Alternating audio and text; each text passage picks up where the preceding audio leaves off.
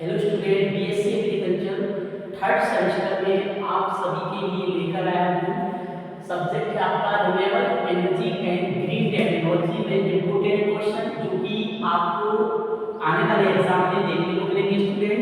तो चलता हूँ, सबसे पहले आपका जो सब्जेक्ट है renewable energy and green technology. सबसे पहले हम एनर्जी के बारे में बात करेंगे, ऊर्जा के बारे में, कि कोई भी कार्य करने के लिए हमें ऊर्जा की बहुत ज़्यादा आवश्यकता पड़ती है। आप सभी जानते हैं, अगर ऊर्जा एनर्जी अगर होगी हमारे अंदर तो हम कोई भी कार्य कर सकते हैं। ठीक है, तो सबसे पहले हम एनर्जी के सोर्स के बारे में बात करेंगे कि ऊर्जा के कौन कौन से स्रोत होते हैं। ठीक है, तो आदिकाल से ही मानव एवं ऊर्जा का अटूट संबंध रहा है।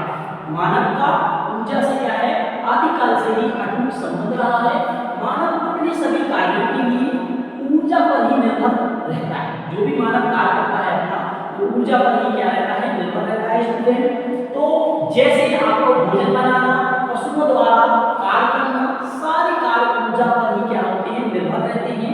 ऊर्जा का बहुत इंपोर्टेंट रोल है मानव के जीवन के लिए। ठीक है, सबसे पहले टाइप ऑफ ऊर्जा की बात करें कि ऊर्जा के प्रकार कौन कौन से होते हैं, तो हम आपके लिए बताएंगे कि यांत्रिक ऊर्जा, विद्युत ऊर्जा, रासायनिक ऊर्जा और नवकीय ऊर्जा। ये क्या है, ऊर्जा के प्रकार हैं कि कौन कौन सी ऊर्जा होती है। यांत्रिक ऊर्जा की बात करें, यांत्रिक ऊर्जा भौतिक ऊर्जा भी कहते हैं, जो कि प्रकृति में ऑटोमेटिक हमें कोई भी कार्य करने के लिए लगाई जाती है। विद्युत ऊर्जा की बात करें, विद्युत ऊर्जा क्या होती है, आपकी लाइट बल्ब है ना, ये जो चलती है वो आपकी विद्युत ऊर्जा है। रासायनिक ऊर्जा में विभिन्न प्रकार के केमिकलों का यूज होता है, आपकी वो रासायनिक ऊर्जा है।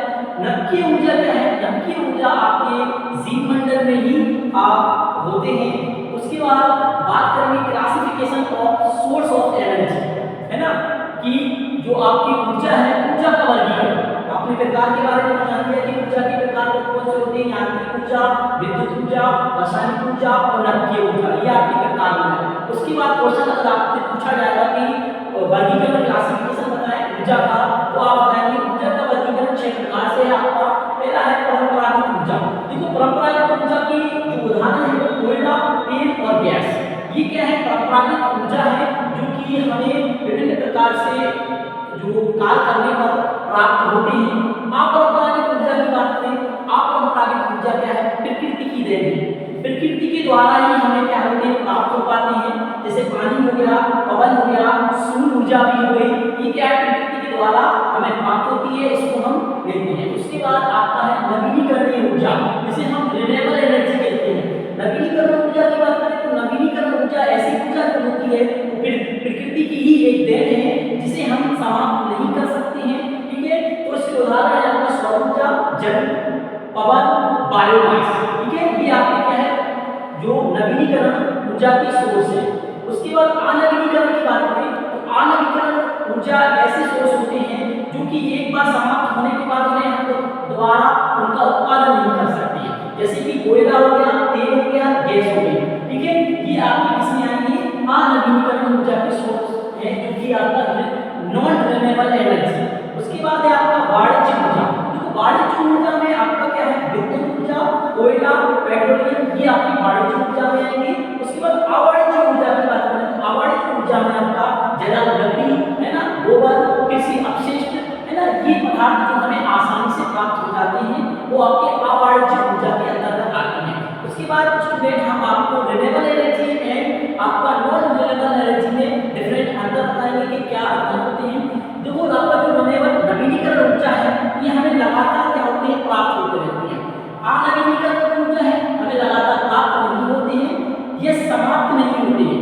आपकी जो रिन्यूएबल एनर्जी है, हमने आपको बताया था कि सौर ऊर्जा, जल ऊर्जा, पवन ऊर्जा, ये समाप्त नहीं होती है। ठीक है, अनवीनीकरण ऊर्जा जो है आपकी वो क्या हो जाती है, समाप्त हो जाती है। उसके बाद है इन्हें पुनः विकसित भी किया जा सकता है, आपका जो रिन्यूएबल एनर्जी है। उसके बाद यह अपरंपरागत ऊर्जा है, जो आपका रिन्यूएबल एनर्जी है वो कौन सी है, अपरंपरागत ऊर्जा है।